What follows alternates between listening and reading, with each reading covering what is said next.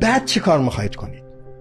و شما رفتید اسرائیل محو کردید و رفتید مسجد الاقصی. اگر نمازخوانی در ایران باقی مانده بود با حکمرانی جمهوری اسلامی به امامت ولی امر مسلمین جهان اونجا نماز خواندید. نظریه تمدنیتون چیه؟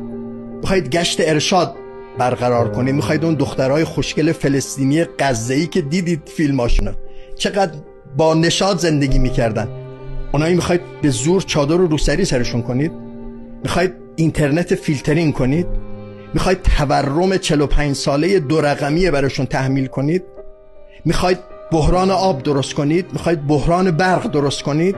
میخواید مصرف کالریشون بیارید پایین؟ نیمی از مردم ایران، آماری که از اقتصاددانا داده بود، حالا ممکن او گفته بود نیمی از مردم ایران نمیتونن کالری مورد نیاز، حالا 2100 روزانه اگه من توی اشتباه نکنم، نمیتونن تامین کنن. 1/3 مردمتون فقیرن.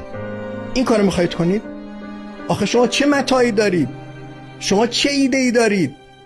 شما چقدر با مردمتون تونستید ارتباط برقرار کنید؟ شما به بحران برخورد کردید.